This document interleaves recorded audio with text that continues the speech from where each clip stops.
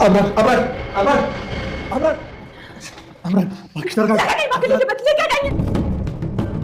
ሰሞኑን ደግሞ ይሄን ውበት አፈሶብሻል እባክሽ። ዳግም ደግሞ እዚህ ምን እየሰራ ነው? ማለቴ ከማን ጋር መተህ ነው እንዴ? አረ ብቻዬን። ምን ነው ዳጊ መኪና መንዳት አይችልም አይሉሽ? በእርግጥ ከዚህ በኋላ አስተማሪሽ ነው። ዛሬ ወደ ቢሮ ስላልገባው ጥናቱን ቤት እናድርገው ብዬ ነው። መቼም እየቀለድክ መሆን አለበት። ለማንኛውም ዛሬ አስተማሪውም ተማሪውም ቢፎርፍ ጥሩ ነው። ማለቴ ወደ ቤት እንሂድ። አስተማሪ ከፎረፈማ ነገር ሁሉ ተበላሸ ማለት ነው።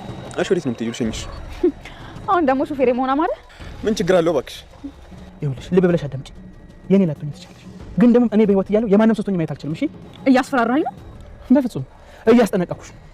የማንስ ቦምብ ታመጣለህ? በከተማ ውስጥ ያለው ጉልበተኛው እንዳንተ የሆንክ ብቻ ነው እንደሚመስልህ። ከተነሳብኝ አንተም እንደማልመለስ ማወቅ አለብህ። እሺ? አሁን ቤቴን ለቀሽ ብትወጪ ይሻልሻል። እሺ? ስለ የትኛው ቤት? ይሄ ከሴት እየተቀበልክ የምትከፍለው የቤት ኪራይ ቤት? ኑሐሚንን እንዳንተ አይነቱ መጥላቷን በጣም ነው ማደንቃት።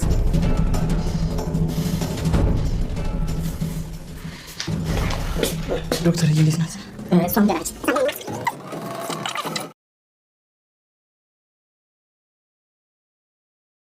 አምራን ኤርሚያስ ቤት ፋይሎቹን ለማጥፋት ቢሆንም የሄደችው ኤርሚያስ ደግሞ ደርሶባት ስለነበረ ያላሰበችው ከባድ ችግር ተፈጠረ። አምራን ልጇ ወርዶባታል። ናሆምም እስካሁን ድረስ ምን እንደተፈጠረ የሚያውቀው ነገር የለም። ዲያጊና ናሆምም እጅግ በጣም ጧት ማታ ጭቅጭቅ አብዝተዋል። በተለይ ዲያጊ አባት ከመጣ በኋላ የነ ወይዘሮ ዝናሽ ቤት ሰላሙን አጥቷል። አቶ ለይኩንም እንግዲህ ተቀባይ እንዲሁ ስለሆነ አሁንም ለተወሰነ ጊዜ እዛው እንዲያርፉ ቢፈቅድላቸውም ናሆምና ወይዘሮ ዝናሽ ግን በጭራሽ አይሆንም እያሉ ነው። ሲምባም የምትናገሪ ከሆነ እኔ ደግሞ ለባለቤትሽ ሁሉንም የምነግረው ይሆናል ብሏል። ወይዘሮ ዝናሽ አጣብቂ ችግር ውስጥ ገብታለች። ወይዘሮ ገነት ከልቧ ተጸጽታ በፊት ያሳለፈቻቸውን ጊዜያቶች እየቆጫት፣ በተለይ ባቶ ተሰማ ላይ ያረገችው ግፍና በደል እየቆጫት አሁን እሱን ለማካካስ የተቻላትን ጥረት ሁሉ እያረገች ትገኛለች። ኑሐሚንም በቤተሰቦቿ ደስታ እጅግ በጣም ደስተኛ ሆናለች። ኤደን ግን ከነዛው ዱርዬ ጓደኞቿ ጋር ገጥማለች። ምን ሊፈጠር ይችል ይሆን? ሰላም ሰላም! ውድና የተወደዳችሁ ውድ ቤተሰቦች እንደምን አላችሁ? በያላችሁበት የዓለም ዳርቻ ሰላማችሁ በዘት ተተረፍ ይበል እያልን ዛሬም በአዲስ መተናል። እናንተም በቅንነት ላይክ፣ ሼር፣ ሰብስክራይብ እያረጋችሁ ቤተሰብ አድርጉን። ኑሐሚን ተከታታይ ድራማ በባለፈው ክፍል እንዴት ተመለከት ነው ኑሐሚን እና ናሆም አንድ ላይ ሆነው ናሆም አይኑ ውስጥ ቢንቢ ገብቶበት ስለነበር እሱን ነገር ልታስወጣለት ከአይኑ ላይ ማለት ነው አይኑ ልታጸዳለት በቀረበችው ጊዜ እባክሽ አትፍሪ፣ አይኔን አሞኛል እና አጽጂልኝ እያላት ነበር። ኑሐሚንም ፈርቻለሁ እያለች እያወሩ ሳለ ምን ያስፈራሻል ጠጋበይ ባላት ጊዜ ነበር አምራንም ናሆምን ለማየት በሄደችበት ጊዜ የሰማችው። ይህንን በሰማችበት ጊዜ እጅግ በጣም ተናዳ ምን እያረጋችሁ ነው? ለነገሩ ጠላቴ አባትህና ይህች ኑሐሚን ናት ባልጠፋ ቦታ እሷን እዚህ ድረስ ባያመጣት ይሄ ሁሉ ነገር አይፈጠርም ነበር ብላ ጥላ ሄዳለች። ናሆምም እንደምንም ለማስረዳት እየሞከረ ነበር። አንቺ እንደምታስቢው አይደለም፣ ይሄ የሥራ ቦታ ነው፣ እባክሽ ካፌ ሄደን እናውራ ላስረዳሽ። አንቺ እንደምታስቢው አይደለም፣ ምንም የተፈጠረ ነገር የለም። እስቲ አይኔ እኮ ቀልቷል፣ አይኔ ውስጥ ቢንቢ ገብቶ እሱን አውጭልኝ ብያት ነው እያለ ለማስረዳት ሞክሮ ነበር። አምራንም በጭራሽ ልትረዳው ፈቃደኛ አልነበረችም። እናም ካፌ ከወሰዳት በኋላ ከስራ ውጪ ምንም የሚያገናኛቸው ነገር እንደሌለ ኑሐሚንም ስራና ስራዋን ብቻ እየሰራች እንደሆነ ተናግሯል ማለት ነው። ግን ደግሞ እኔ እንዴት ሰላም ሊኖረኝ ይችላል? ያቺ ኑሐሚን የምትባል ከዛ እስካልወጣች ድረስ እኔ ሰላም የሚባል ነገር ሊኖረኝ አይችልም ብላለች ማለት ነው። ይሄን ደግሞ ማድረግ እንደማይችልና ግን ደግሞ በሷ እንዲያጠረጥረው እንዲታምነው እየነገራት ነበር። እናም በርከት ያለ ገንዘብ በአካውንቷ እንዳስገባላትና ሽማግሌዎቹ ተዘጋጅተው እንደጨረሱ ነግሯት ነበር። በስተመጨረሻም ገንዘብ ለብዙ ነገር ያስፈልገኛልና በርከት አድርገህ ብታስገባልኝ ብለው ነበር። እሱም መጀመሪያ ይውና ካነሰሽ አሁን የድርጅቱ አስተዳዳሪ እኔ ስለሆንኩ ምንም ችግር የለውም አታስቢ ብሏት ገንዘቧን ካገኘች በኋላ ላጥ ብላ ሄዳ ነበር። አምራን ኤርሚያስ ቪዲዮ ማስረጃ ከያዘባት በኋላ የሰላም እንቅልፍ ካጣች ቆይታለች። ምክንያቱም ኤርሚያስ ለምንም ነገር ወደኋላ ስለማይል የነ ወይዘሮ ዝናሽ ቤት ሰላሙን አጥቷል፣ ውጥንቅጡ ወጥቷል። አቶ ሲምባ የዲያጊ አባት እኔ ከዚህ ቤት አልወጣም ብሏል። ዲያጊም ቤት ተከራይቶ ለብቻ ሊያኖረው ቢፈልግም ሲምባ ግን በጭራሽ አልፈልግም ብሏል ማለት ነው። ወይዘሮ ዝናሽን ቤቱን ለቃችሁ ውጡልኝ እያለች ነው። እሱ ግን በጭራሽ ያ የልጅነት ፍቅራችን ያኔ እኔ ስንቀባረር አንቺ ስትወጂኝ የነበረው አሁን ደግሞ ተገላባጭ ሆኖ እኔን ተከተካለሁ፣ አንቺ ደግሞ በአይኔን ለማየት ተጠይፈሽኛል። ምንድን ነው ልጅ አሳድግ ብዬ ተበሳቆልኩ እንጂ ከዛ ውጭ ምን የተፈጠረ ነገር አለ? ያው ሲምባ ነኝ እያለ ነበር።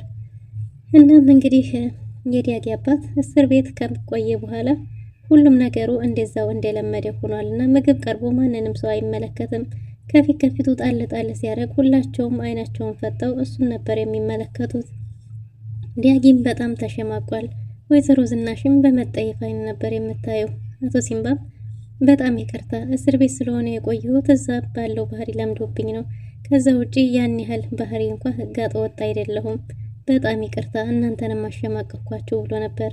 ዲያጊም እባክህ አባዬ ከራስ ጋር እየተሻማ እስከ መቼ ድረስ ነው የምትቀጥለው? እኔንም አሳቀከኝ፣ ሁላችንንም አሳቀከን እያለ ነበር። እናም አቶ ሲምባ ይቅርታ ለአቶ ሌኩን ሲጠይቀው አቶ ሌኩን ምንም ችግር የለውም ተረድቻለሁ፣ ግን እኮ ዲያጊ እስር ቤት እንደሆንክ ነግሮ ነበር ቢለውም ዲያጊ እስር ቤት እንደሆነ በእርግጥም ነግሮት እንደነበረና ግን የታሰረው ባልሰራው ወንጀል ስለነበረ አንድ አጋጣሚ ቀንን ሲያገኝ አምልጦ እንደወጣ ነግሮታል። አቶ ሌኩንም እኔ በህግ አምናለሁ፣ እናም ግን በእንደዚህ መልክ መውጣትህን አልደግፍም ቢልም ዲያጊም እንግዲህ የታሰረበት በስህተት እንደነበረ በዛን ሰዓት የስራ ተራው እንኳን እንዳልነበረና ግን ደግሞ የቀን ስራ ሲሰራ ውሎ ከልጁ ጋር እንዳደረ ጭምር ተናግሯል። በሰዎች ሴራ እንደሆነ የታሰረው አለወንጀሉ ሲሆን አለወንጀሌ ነው የታሰርኩት፣ በዛ ላይ ደግሞ የልጅን ናፍቆት አልቻልኩትም እያለ ነበር። እናም ንጹህ መሆንህን የምናረጋግጥበትን መንገድ መፈለግ ነው እንጂ በዚህ መንገድ እንኳን እንዲሆን አልፈልግም ብሏል አቶ ሌኩን። ግን ደግሞ አቶ ሌኩን ዲያጊን ስለሚወደው አሳልፎ ለመስጠትም ያን ያህል ደስ አላለውም። ግን ደግሞ አቶ ሲምባም እባክህ ፈቃድ ከሆነ ላልተወሰነ ጊዜ እዚህ ቤት ብቆይ ብሎ ነበር። ግን ደግሞ አቶ ሌኩን እንዲቆይ ፈቅዶለታል። በዚህን ጊዜ ወይዘሮ ዝናሽ እስከ መቼ ድረስ ነው ልጁን ያስኩኝ ደግሞ አባትየውን የምሸከመው እያለች ያዙ ይልቀቁኝ ብላለች። አቶ ተሰማ አቶ ሌኩን ወይዘሮ ዝናሽን አናግሬ ልምጣ ብሎ በሄደበት ዲያጊም ማስተምራት ልጅ አለችኝ ብሎ ወደዛው ሄዷል። እናም እንግዲህ በዛን ጊዜ በቃ እኔም የጀመርኩትን ልቀጥል ብሎ ያቋረጠውን ምግብ ቀጥሏል ማለት ነው። ወይዘሮ ዝናሽ በምን መንገድ ነው የሚወጣው? እነዚህ ሰዎች እዚህ ቤት በቆዩ ቁጥር እኔ እውነታው ተገለጠ፣ ሚስጥሩ ተገለጠ እያልኩኝ በስቀቀን ሞትኩኝ፣ ምን ይሻለኛል እያለች ነው። እናም እንግዲህ ወይዘሮ ዝናሽ በምን ኃጢአቴ ነው እንዲህ ሁሉ ፈተና እኔ ላይ የሚበዛው ብላለች። እናም የምታውቀውን ሰው እንደማታውቀው ሆና ውሻ አርጋ እሷ ለማባረር ብትሞክርም ሲምባ ግን በጭራሽ አርፈሽ የማትቀመጭ ከሆነ ሚስጥሩን ሁሉ ለባልሽ እናገራለሁ እያለ ነው። ግን ደግሞ ዲያጊንም ሆነ አቶ ሲምባን የአቶ ሌኩን መልካምነት ይዟቸው እንጂ ብዙ ነገር ያቀዱ ይመስላል። ግን ደግሞ ቢሆንም ወይዘሮ ዝናሽ አጣብቂኝ ውስጥ ገብታለች ማለት ነው። ኑሐሚንን ለመቀበል ዲያጊ መንገድ ላይ ተገናኝተዋል። እናም እንግዲህ ኑሐሚንን ኮምፒውተር እንድትማር የተቀጠረው አስተማሪ እሱ እንደሆነ ሲነግራት በጭራሽ ማመን አቅቷት ነበር። መኪና ይዤ ስላላየሽኝ መንዳት የምችላል መሰለሽም ነበር እያላት ነበር። ብቻ ኑሐሚን ባየችው ነገር እጅግ በጣም ተደናግጣለች። የኮምፒውተር አስተማሪሽም እኔ ስለሆንኩ መቅረት አይቻልምና ባይሆን ወደ ቤት ሄደን ላስተምርሽ እያላት ነበር። ይህንንም ማመን አቅቷታል። አይ አላመንሽኝም ማለት ነው እና እንዲታምኝ ግዴታ አቶ ሌኩን ጋር መደወል ይኖርብኛል ማለት ነው እያለች ነው። አይ አንቺ ሳትሆኚ እኔ ራሴ ደውላለሁ ብሎ ፊት ለፊቷ አቶ ሌኩን ጋር ደውሎ አውርቶታል። አቶ ሌኩንም ኑሐሚን በፍጥነት ኮምፒውተር መጻፍ እንዲችል ቶሎ እንዲያስተምራት አናግሮታል ማለት ነው። እሱም በተቻለው ፍጥነት እንደሚያስተምራት ተናግሯል ማለት ነው። እና ኑሐሚን ያየችውን ማመን አቅቷታል። ኤርሚያስ ደግሞ እንደ ጥላ የሚከተላት ኤርሚያስ ድንገት አጠገባቸው መጥቷል። ከዚህ ጋር ምን ታረጊያለሽ? እኔን የቀየርሽኝ በዚህ የማይረባ ነበር ወይ? ሌላ ጦርነት ተነስቷል።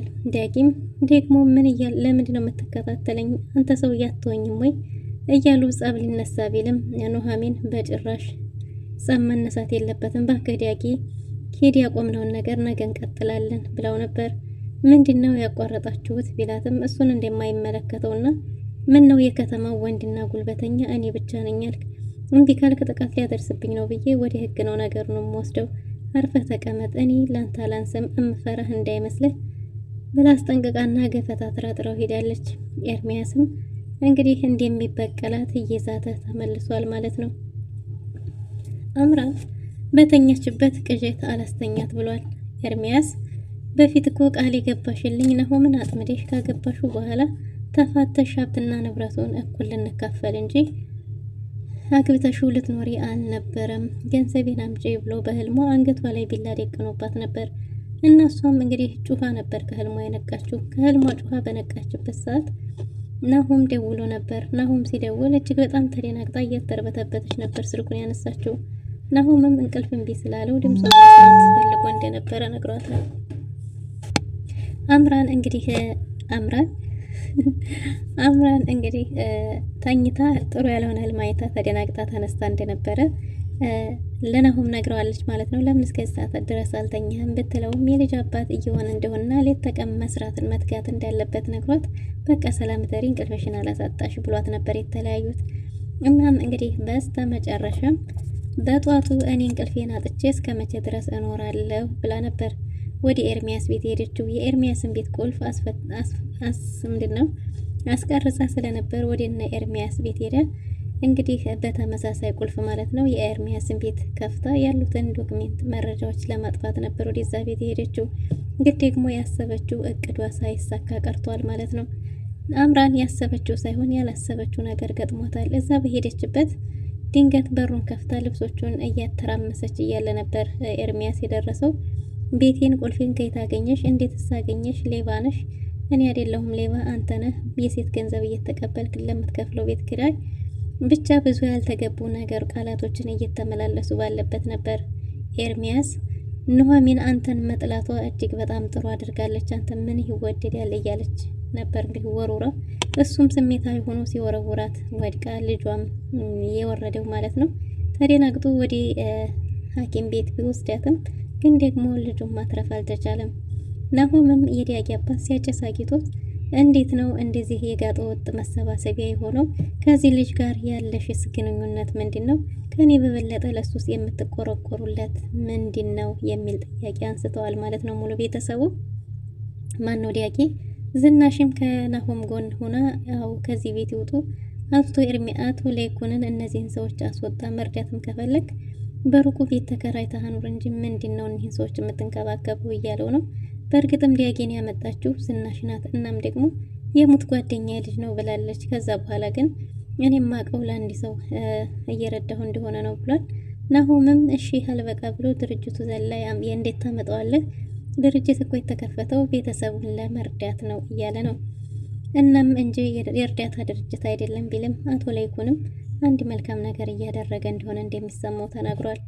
ግን ደግሞ አቶ ሲምባም ከቤት እንደማይወጣ ወይዘሮ ዝናሽንም ዲያቄ አስጠንቅቋታል ማለት ነው። ሁለተኛ በክፉ ዓይን አባቱን ካየች ሁሉንም ነገር ሚስጥር እንደሚያወጣው። ወይዘሮ ገነትና እናቱ ተሰማ ቤታቸው እጅግ በጣም በደስታ ሞልቷል። አቶ ተሰማ እንዲህ አይነት እንክብካቤ ከዚህ በፊት አይቶ የሚያውቅ አይመስልም። መሳጁም አይቀርም ቻወሩም ሙሉ እንክብካቤ ያለፈውን የመካስ ሂደት ላይ ናት ማለት ነው ወይዘሮ ገነት። በዛ ላይ ጸጸትም ጭምር ለኑሐሚንም ሙሉ ለቤተሰቡ ተቀይራለች ማለት ነው። አቶ ተሰማ ወይዘሮ ገነትን ያቀረበላት የመጀመሪያ ደረጃውን ፈተና ሙሉ በሙሉ አልፋለች። ሁለተኛ የሚጠበቀው ኑሐሚንን ትወዳታለች አትወደውም የሚለውን ፈተና ማውጣት ሆኗል ማለት ነው። እና ኑሐሚንም አባቷና የእንጀራ እናቷ ጥሩ የፍቅር ደረጃ ላይ በመሆናቸው እጅግ በጣም ደስተኛ ሆናለች ማለት ነው። ደስታዋንም ገልጻላቸዋለች። ምን አለ ከቤት ባልወጣ ማለት ደረጃ ደርሳለች ማለት ነው። የቤቱ ሰላም ተመልሷል። እናም እንግዲህ ናሆምም ከስራ መጥቶ እራት ፕሮግራሙን በጭራሽ አንድም ሰው ራት አንበላም ብለው ከጠረጴዛ ላይ ተነስተዋል። ዲያጊና አባቱ ብቻ ቀርተዋል ማለት ነው። ዲያጊም አባቱ ስርዓት እንዲይዝለት እየመከረ ነው። አምራንም ሆስፒታል ገብታለች ማለት ነው። ኤርሚያስም እዛው እየተጠባበቀ ነበር። ዶክተሮችም አምራንም ማትረፍ ቢችሉም ልጁን ማትረፍ እንዳልቻሉ ተናግረዋል ማለት ነው። ውድና የተወደዳችሁ ለዛሬ ነበረን ቆይታ እንመስል ነበር። በቀጣይ እስከምንገናኝ መልካም ጊዜ